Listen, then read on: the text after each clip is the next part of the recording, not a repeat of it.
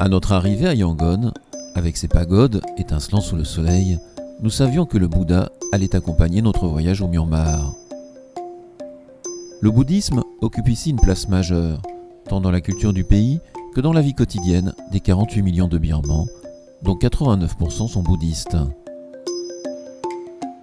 À Chok Tiagi, au nord de Yangon, un hangar métallique abrite un Bouddha couché, long de 70 mètres.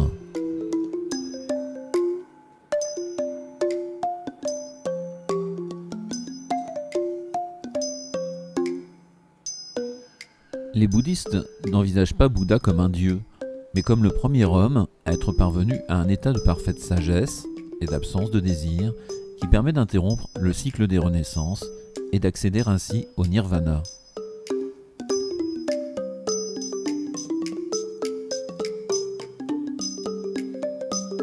Loin du nirvana, les simples fidèles visent plus modestement l'espoir de parvenir à une renaissance dans une vie meilleure, en accumulant des mérites.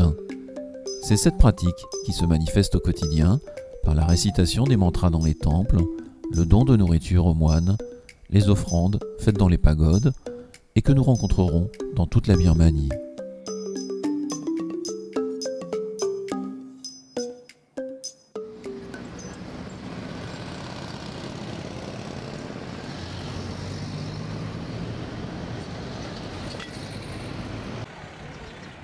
L'ancien Scott Market a été créé à l'époque coloniale en 1926.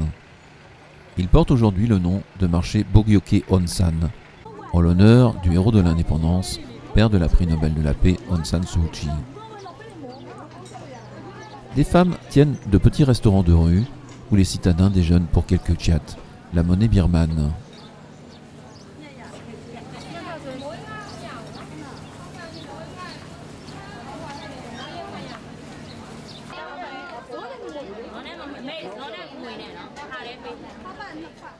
Le marché compte plus de 2000 échoppes.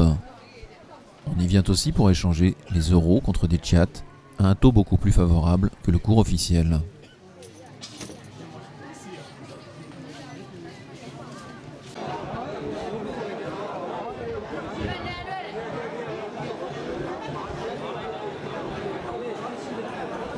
Ce commerçant fabrique des chics de bétel. La feuille de bétel est tout d'abord enduite de chaux, afin de catalyser le goût. On y ajoute ensuite la noix d'arec, puis la préparation est parfumée de tabac. La chic de bétel est utilisée comme stimulant et comme antiseptique. Elle sera mastiquée longuement par le consommateur, colorant sa salive en rouge.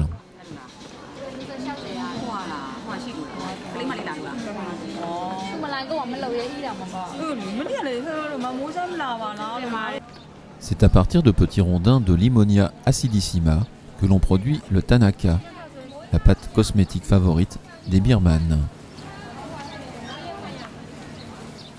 Le Tanaka procure une sensation rafraîchissante, protège de la brûlure du soleil, aide à lutter contre l'acné et rend la peau plus douce.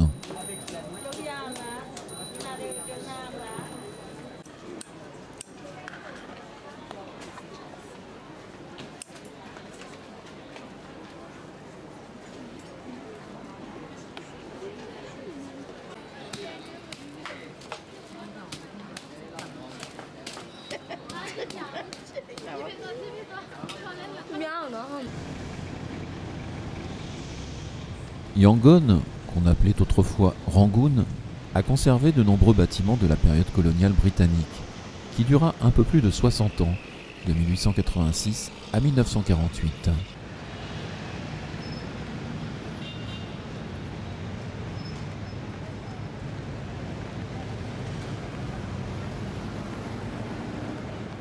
Au centre d'un rond-point très fréquenté, la pagode Soulé est en cours de restauration. Selon la légende, elle aurait été construite il y a 2000 ans pour conserver un cheveu du Bouddha.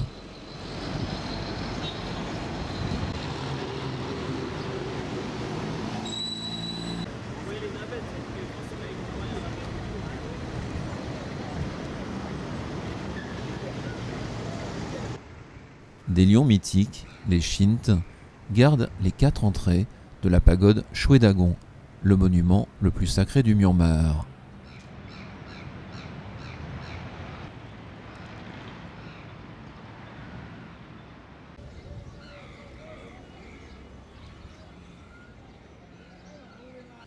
Aux 4 points cardinaux, des escaliers gravissent la colline de Singutara jusqu'au stupa central.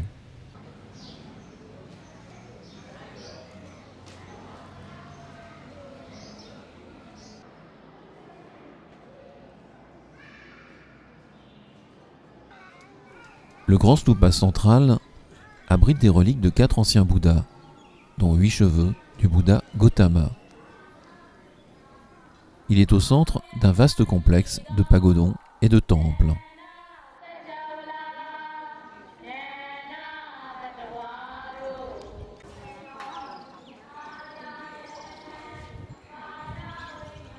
Le stupa est fait de briques recouvertes de milliers de plaques d'or.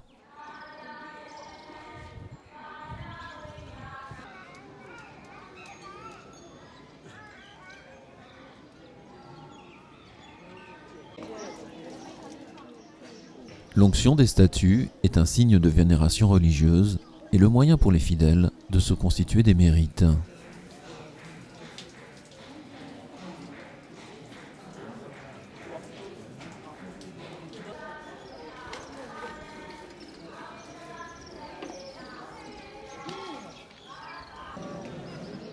Au nord-ouest de la pagode, le lieu d'accomplissement des vœux, où les fidèles récitent des mantras tournés vers le grand stupa.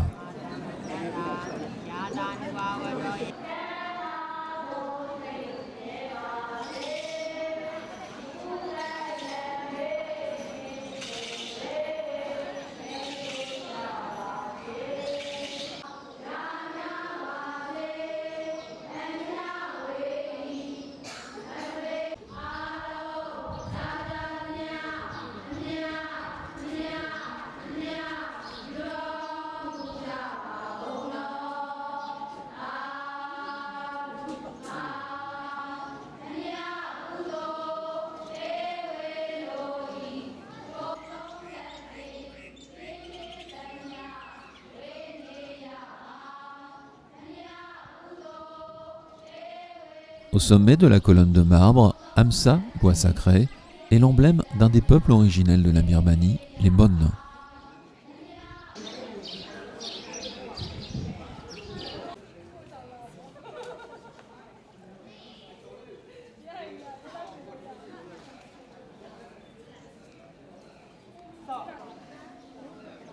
Les pagodons sont entourés de nattes, ces esprits tutélaires dont le culte en Birmanie est antérieur à l'arrivée du bouddhisme.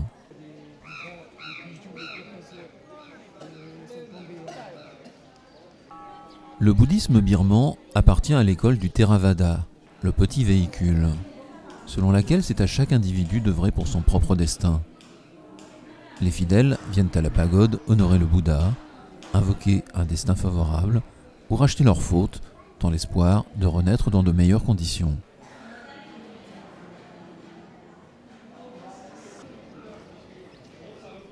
Selon les textes monastiques, le stupa aurait été construit du vivant du Bouddha Gautama au VIe siècle avant Jésus-Christ.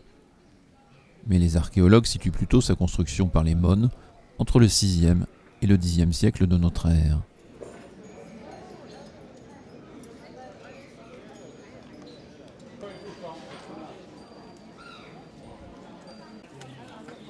Selon la coutume, les pèlerins font le tour du stupa dans le sens des aiguilles d'une montre.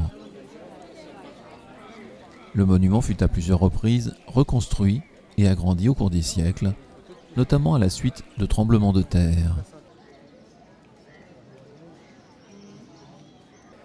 Au sommet, le ti est incrusté de milliers de pierres précieuses.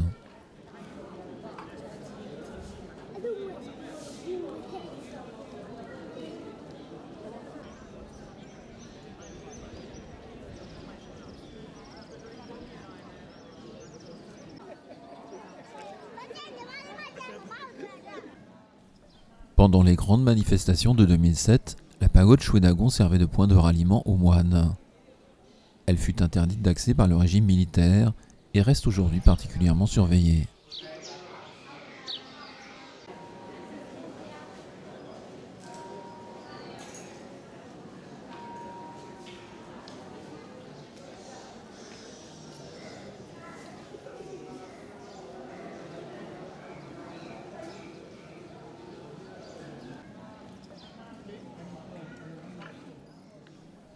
À 22 h, la pagode Shwedagon ferme ses portes. Elle rouvrira dès 4 h du matin pour les premiers fidèles.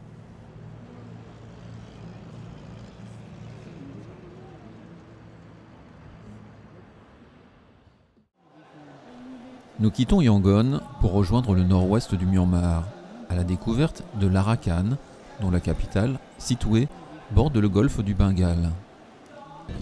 À l'entrée de la ville, l'horloge semble dater de la colonisation anglaise. Sa construction ne remonte pourtant qu'à 2007.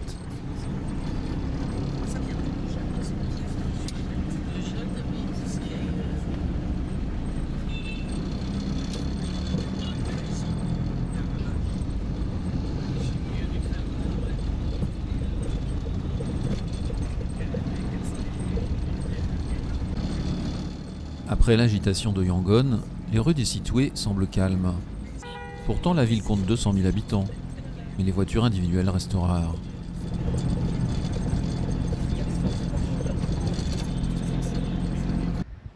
La pagode Lokananda a été construite en 1997, sous les ordres du général Than Shwe, le chef de la junte militaire. En dressant des pagodes, les généraux s'efforcent eux aussi de racheter leurs fautes et de se constituer des mérites pour améliorer leur vie future. Protégé dans un pavillon qui lui est dédié, ce précieux Bouddha de bronze a été retrouvé par des pêcheurs au fond du fleuve. Il aurait été fondu en 24 avant Jésus-Christ.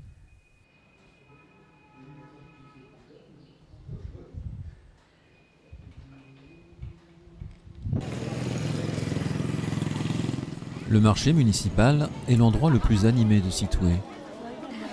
Au-delà du bazar et des étals de légumes, le marché aux poissons, approvisionné dès 6 h du matin par les pêcheurs, est un spectacle permanent.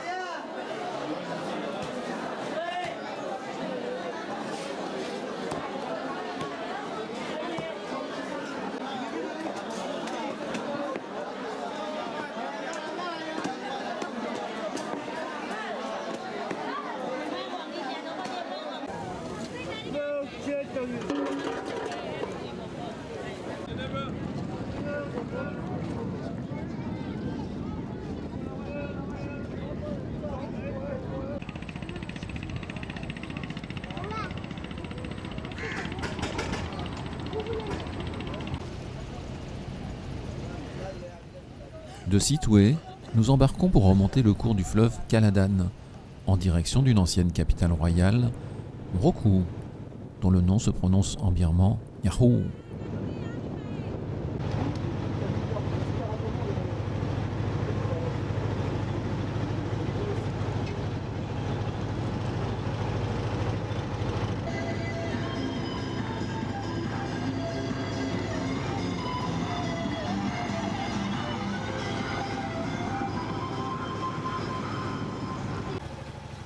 À bord, la table est dressée et notre guide Tan veille aux moindres détails.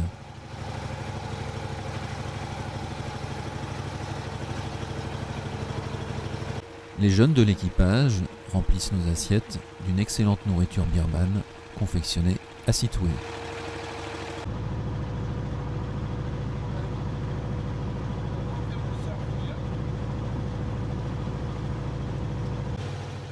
Le delta est bordé de rizières qui rendent le paysage un peu monotone. Mais l'animation sur le fleuve fait tout le plaisir de la navigation. Dans ce village, les pêcheurs ont tendu leurs filets pour pêcher les crevettes.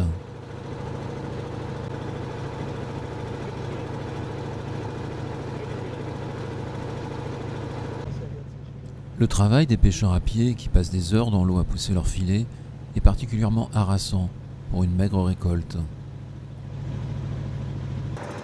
Cet affluent mêle ses eaux boueuses à la Kaladan.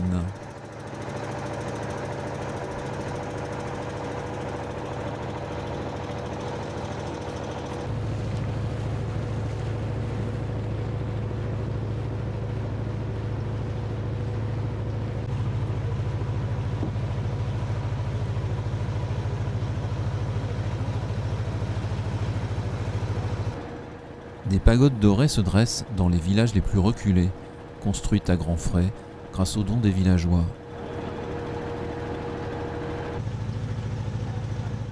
Entre rizières et fleuves, des familles vivent dans des huttes sans eau courante ni électricité.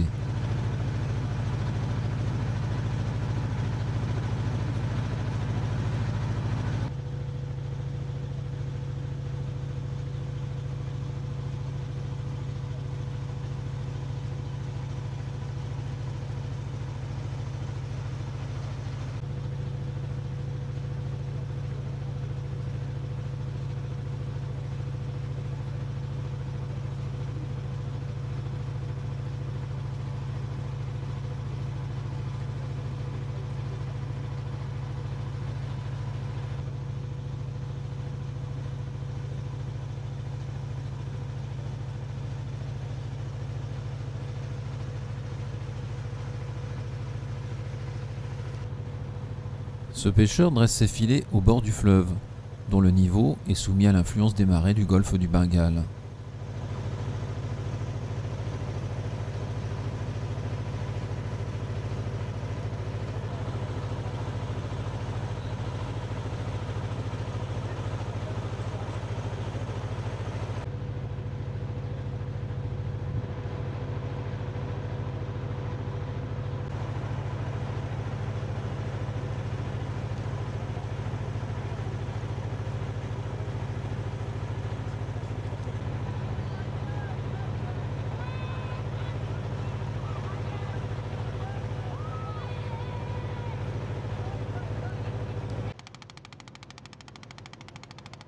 Dès 18 h, le soleil se couche. Nous poursuivrons notre navigation pendant plus de 2 heures, au faible clair de lune puis de nuit, avec l'aide d'un unique projecteur, pour parvenir à destination après 7 heures de navigation.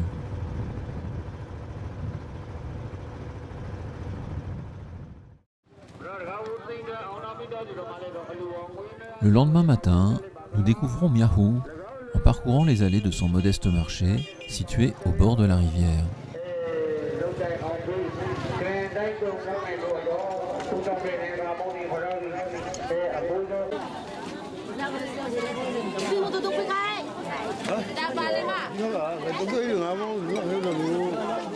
Dans cette région, on parle l'arakanais plutôt que le birman.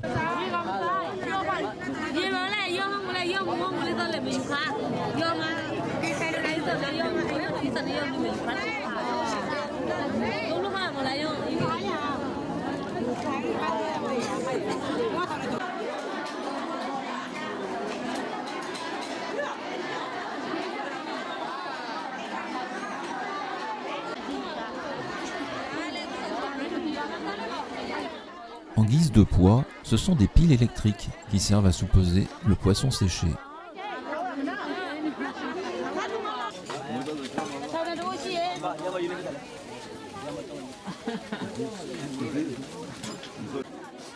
Sur ce stand, on vend des feuilles de bétel et des noix d'arec.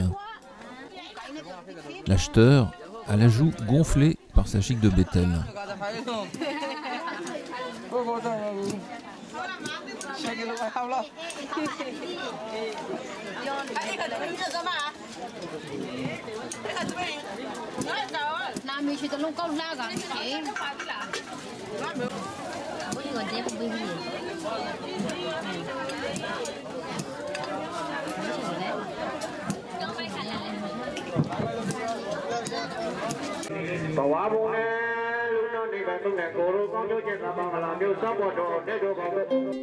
Miahou fut la capitale de l'Arakan pendant plus de 350 ans, du 15e au 18e siècle jusqu'à la prise de la ville par les Birmans.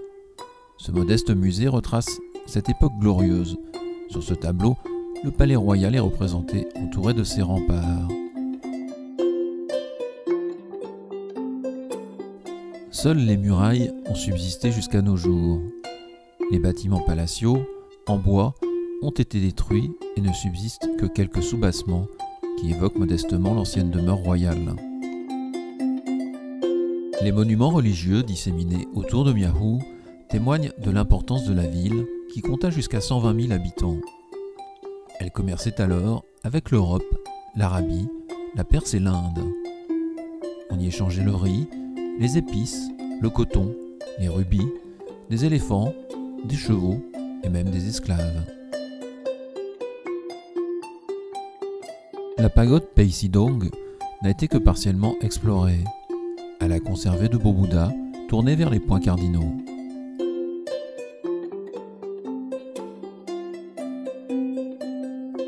Sous cet abri, on cultive à l'ombre les feuilles de bétel.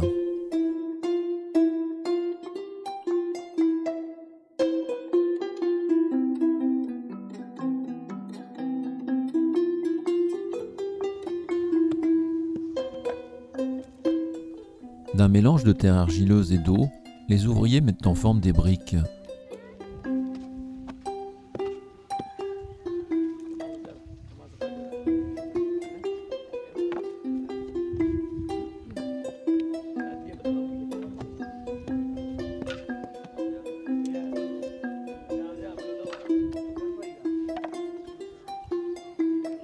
Pas de four dans cette briqueterie, les briques sont mises à sécher au soleil.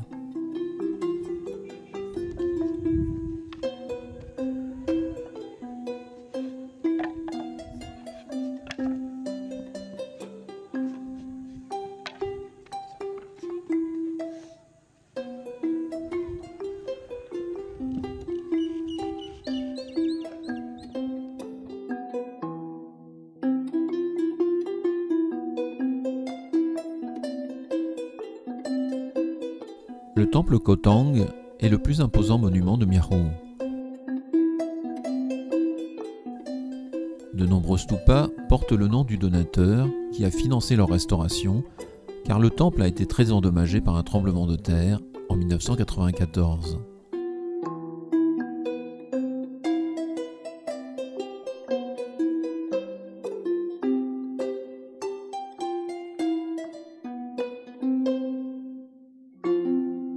Le nom de Kotang signifie temple des 90 000 images, en référence aux milliers de statues et de bas-reliefs représentant le Bouddha.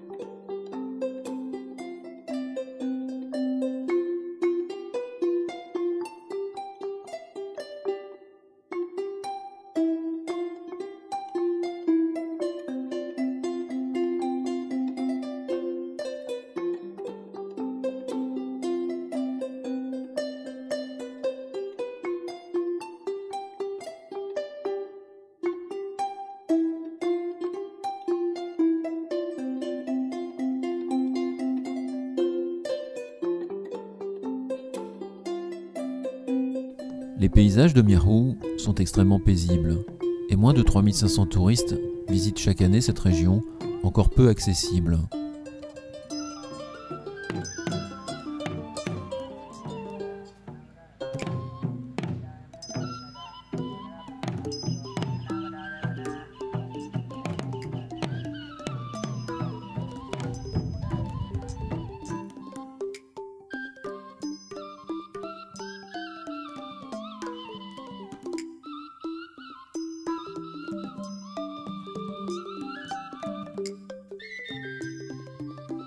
La pagode Ratanamanong est reconnaissable à son stupa concave.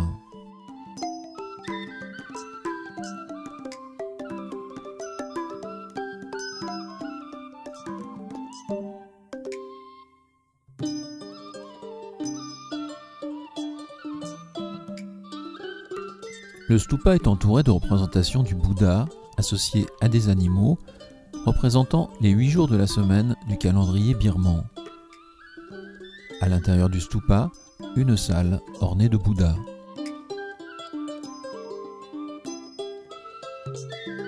L'architecture de la pagode Sakyamanong est plus élaborée que la précédente. Son stupa superpose des étages hexagonaux, puis circulaires, jusqu'au tis décoratif.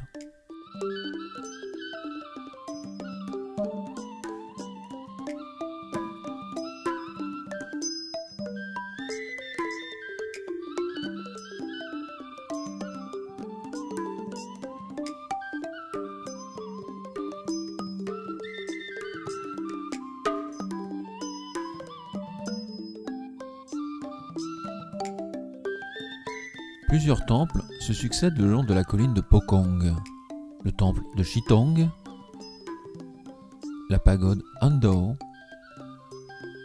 et la pagode Ratanabon.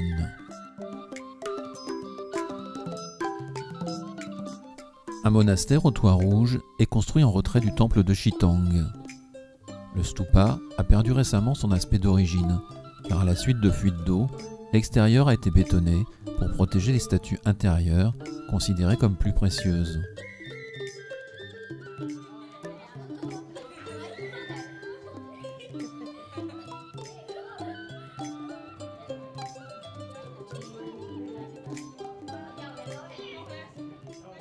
En pénétrant dans la salle centrale, on découvre des alignements de Bouddha sur les murs. Des femmes viennent en cortège apporter des offrandes de fleurs au grand Bouddha.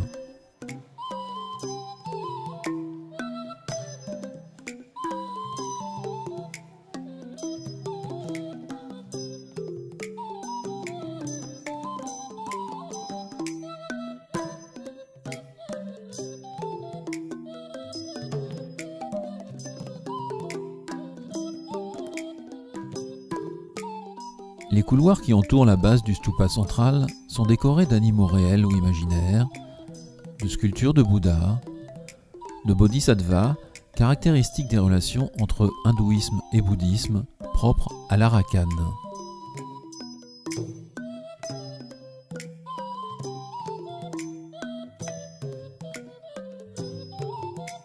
La pagode Andao est voisine de la pagode Chitong. Le stupa central a des allures de fortin. Il est entouré de 16 zedis, des petits temples creux qui abritent des statues de Bouddha.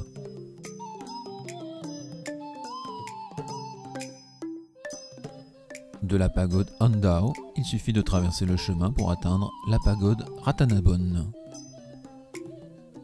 La construction de ce stupa massif, entouré de stupas plus petits, remonterait au XVIIe siècle. Il a bénéficié d'une restauration récente afin de réparer les dégâts subis lors d'un bombardement pendant la Deuxième Guerre mondiale.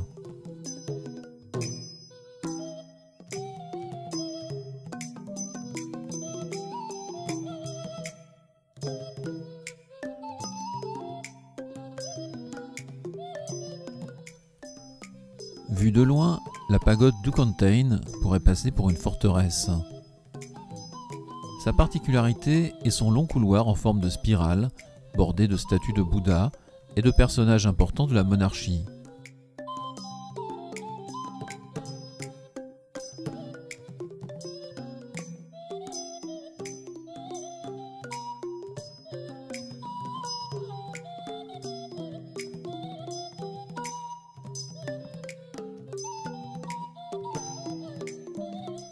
À l'extrémité du couloir en spirale, on parvient à la salle centrale, occupée par de grands Bouddhas, auréolés de lumière tels que les affectionnent les Birmans.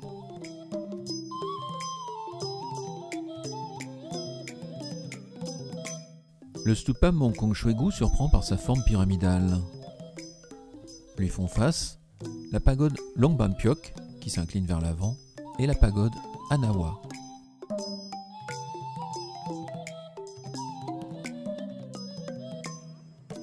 Dans cet extraordinaire paysage de pagode, la simple contemplation de l'activité des villageois au coucher du soleil est un pur bonheur pour le voyageur.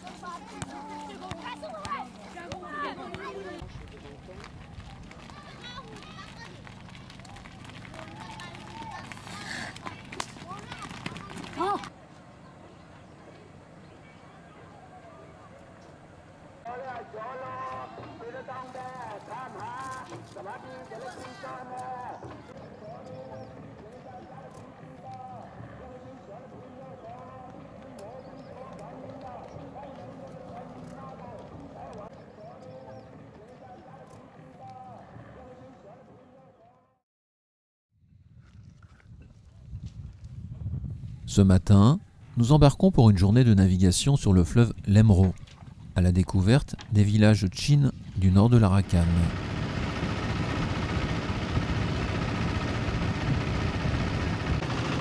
Le plaisir de remonter le Lemro tient à l'activité qui se déroule sur ses rives et qui se passe de tout commentaire.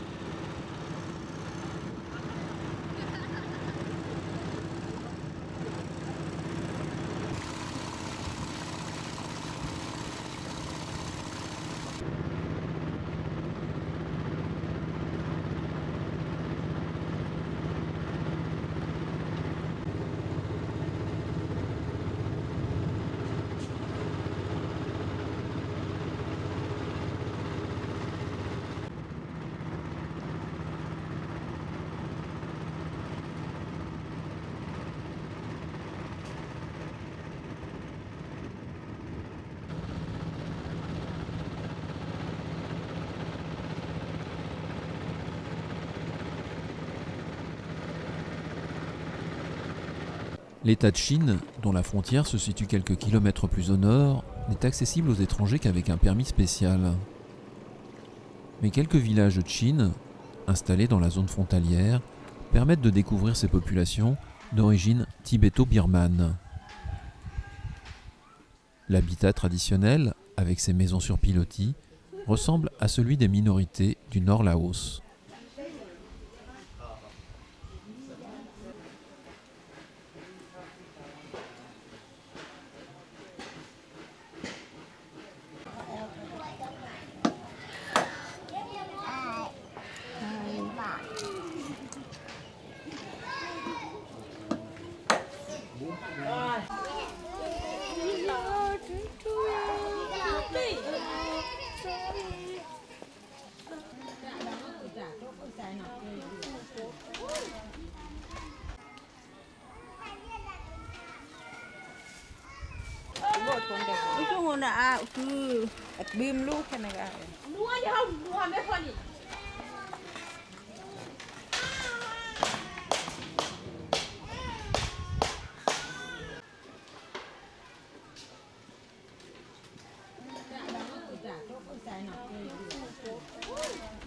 Chez les Chin, quelques femmes âgées ont le visage entièrement tatoué, comme nous l'explique Tan. Parce que les femmes ici, elles disent qu'elles étaient très belles autrefois.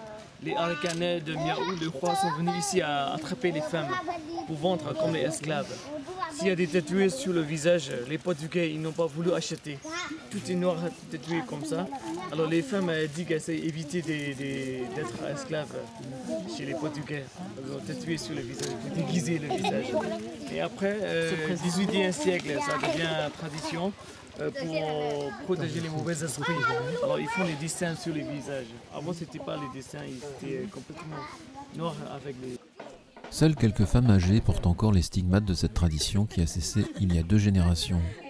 À leur mort, cette coutume aura disparu. Et de leur tatouage, ces femmes se souvenaient surtout de la douleur atroce qu'elles avaient subie alors qu'elles n'avaient que 10 ans. L'apparence unique des dernières femmes tatouées est désormais un moyen d'apporter de l'argent dans ces communautés démunies, après des années d'abandon, car la junte militaire fait peu de cas des minorités ethniques.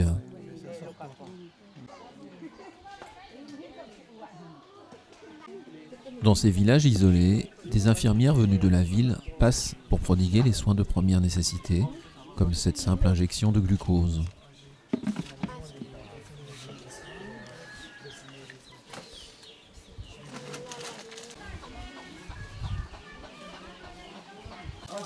À l'école du village, les enfants étaient en plein cours d'anglais.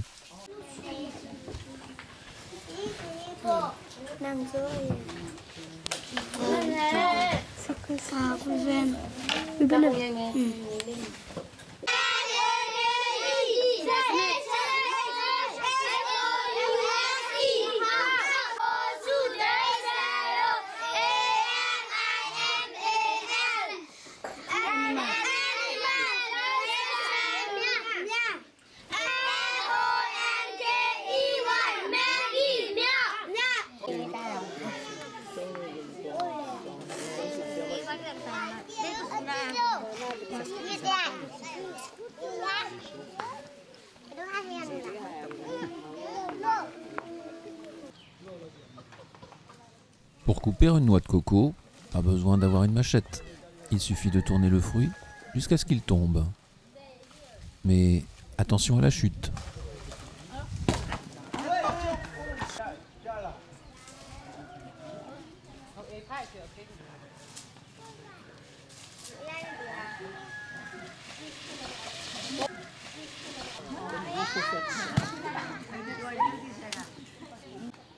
Ces jeunes pratiquent le Shinlon. Ce sport, qui se joue avec une balle de rotin tressée, reprend les règles du volleyball. Seuls les contacts avec les pieds et avec la tête sont autorisés.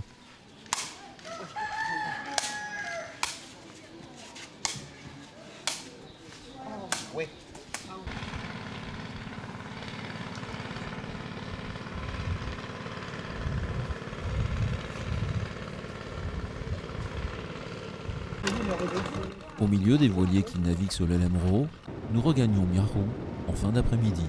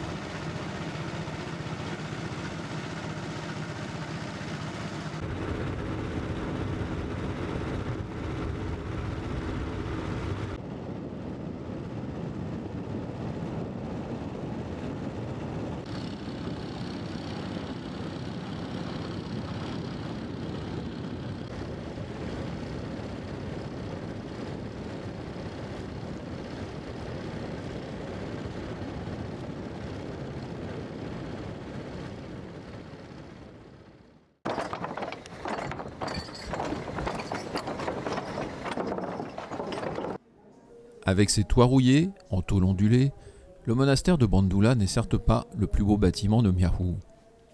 Mais nous faisons ce détour pour y découvrir le Bouddha le plus vénéré de la région.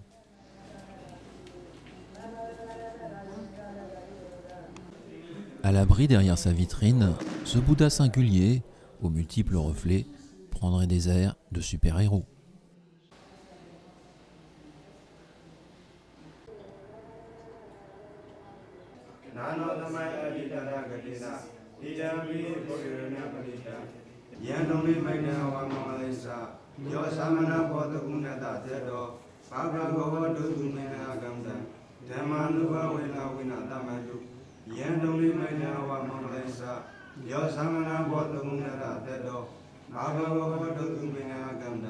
Dans les vitrines de la salle de prière sont exposées des offrandes d'argent en forme de bouquets de fleurs.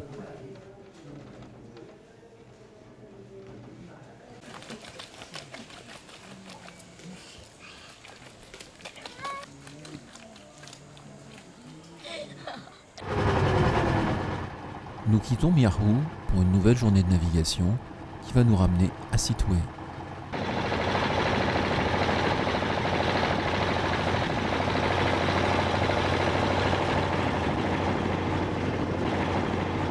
Nous faisons cette fois escale dans un village Kami, une minorité qui appartient au même groupe ethnique que les Chin.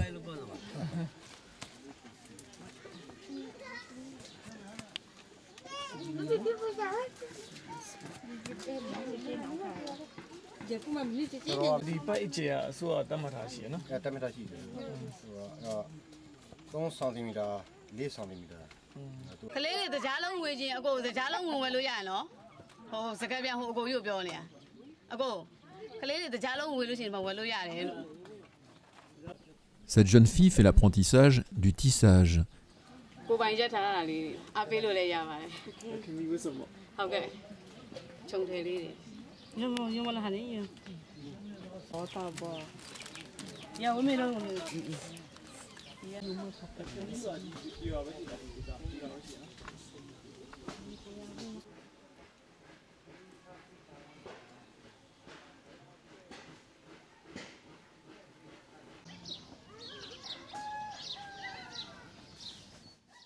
Au pied de la maison, les crevettes sèchent au soleil.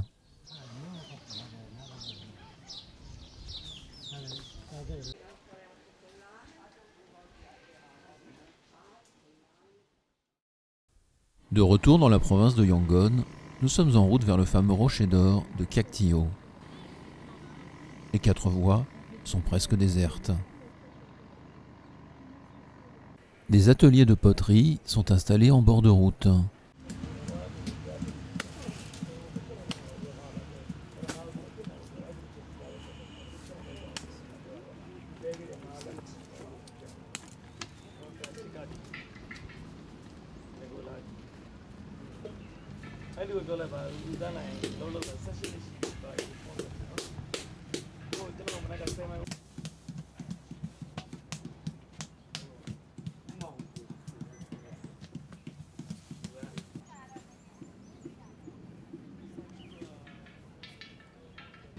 Ces flacons contiennent des décoctions médicinales à base de plantes et d'insectes.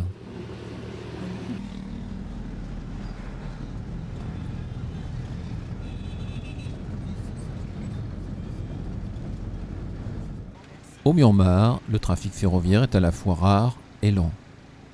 Mais ce petit train nous a fait penser à celui des interludes d'autrefois. La pagode Chwemado de Bago est l'une des plus vénérées du Myanmar. Son stupa de 114 mètres, le plus haut du pays, abrite des reliques du Bouddha. Souvent reconstruit et rehaussé au cours de son histoire, le stupa bénéficie d'une nouvelle restauration.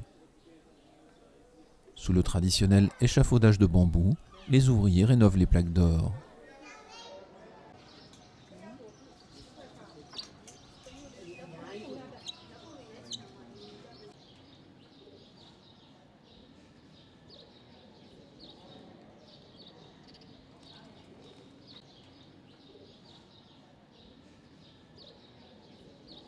Ce bloc de briques est un fragment du stupa précédent abattu par un tremblement de terre en 1917.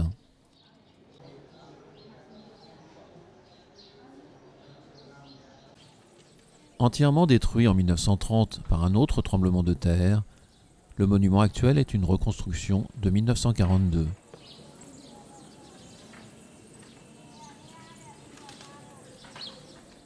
Nous sommes toujours à Bago, où l'imposant Bouddha Shwedalyong est représenté dans la position du repos.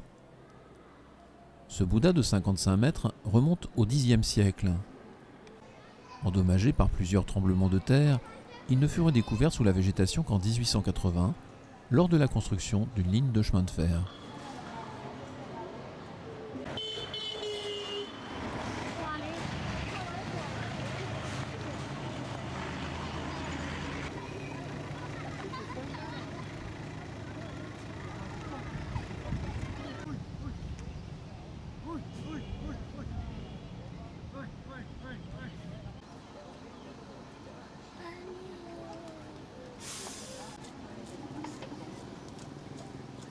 Ces poissons à tête de serpent sont tout d'abord écaillés.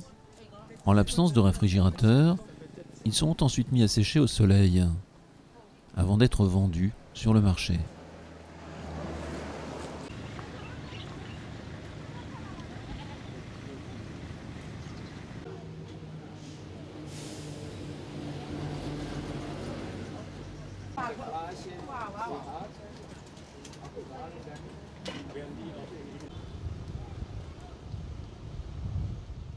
Pour franchir les 14 km qui séparent le camp de base de Kinpun du pied de la colline du Rocher d'Or de Cactio, il faut emprunter des camions auxquels le signal du départ ne sera donné que lorsqu'ils seront remplis. Et ici, le taux de remplissage est totalement birman, l'objectif étant d'entasser le plus de monde possible sur des banquettes en bois d'une dizaine de centimètres.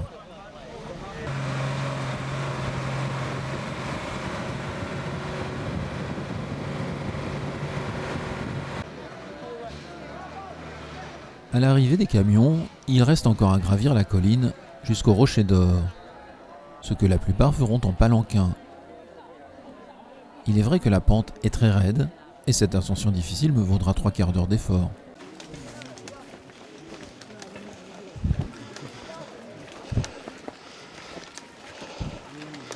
Au sommet vient la récompense. Les traditionnels shints marquent l'entrée du site sacré. Selon la légende, un bateau de pierre tel que celui-ci aurait servi à enlever le Rocher d'Or depuis le fond de la mer vers le sommet de la colline de Cactio à 1200 mètres d'altitude. Les légendes sont nombreuses sur l'origine du Rocher d'Or, mais toutes s'accordent sur un point. Il ne tient son mystérieux équilibre que par la grâce du cheveu de Bouddha qui y est enchâssé.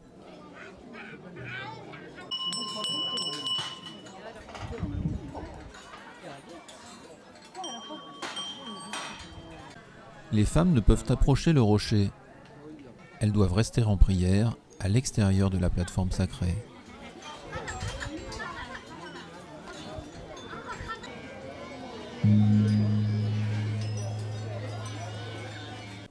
Le tintement des cloches de prière fait parvenir au Bouddha les échos des vœux dont elles sont porteuses.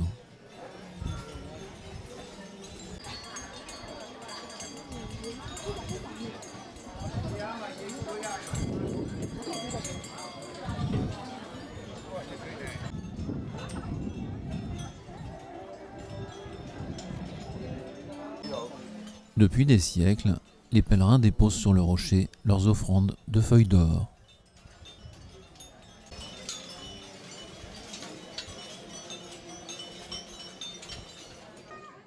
Le stupa construit au sommet du rocher pourrait sembler petit.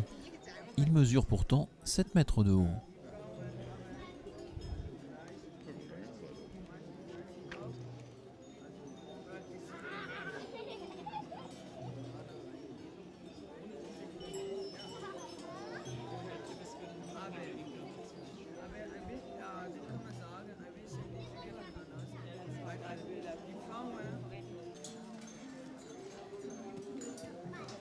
Sous le rocher sont figurées des feuilles de lotus, gravées de symboles bouddhiques.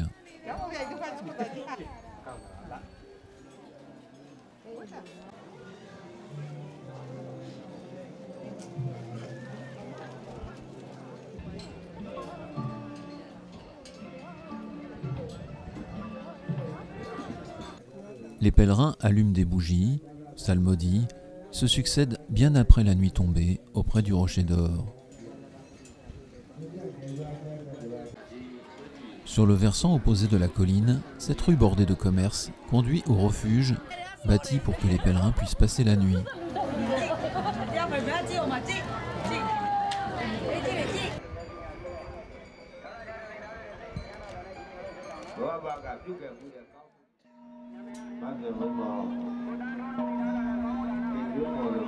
L'activité autour du rocher reprend avant le lever du soleil. Sur la ligne de crête, des refuges en dur remplacent peu à peu les anciennes cabanes de bois dévolues aux pèlerins. On aperçoit çà et là quelques rochers peints en or qui sont autant de petits stupas pour la prière. L'ensemble du site a été modernisé en 2004, après qu'un énorme incendie ait détruit l'essentiel des constructions. Les pèlerins sonnent le gong en l'honneur d'Amsa, loi sacrée, juchée en haut de sa colonne, protégée par les nattes.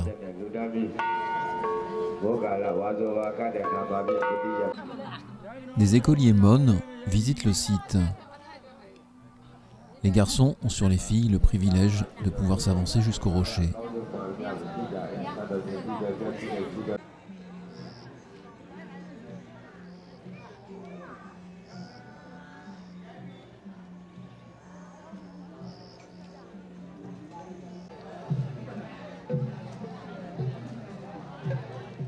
Le soleil levant fait jouer les ombres sur le rocher et je ne résiste pas à cet autoportrait avec moine.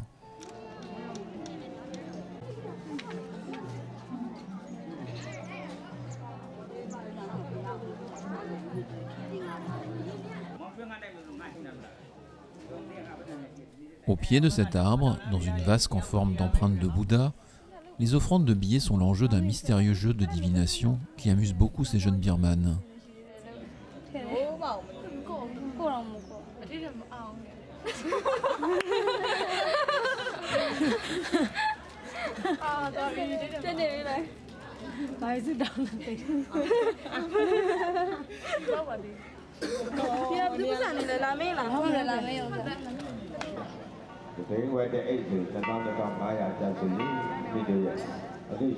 À la redescente, on s'entasse à nouveau dans les lenkas bondés. Le trajet effectué à vive allure a un côté grand 8 plutôt amusant, à condition de ne pas regarder le ravin tout proche.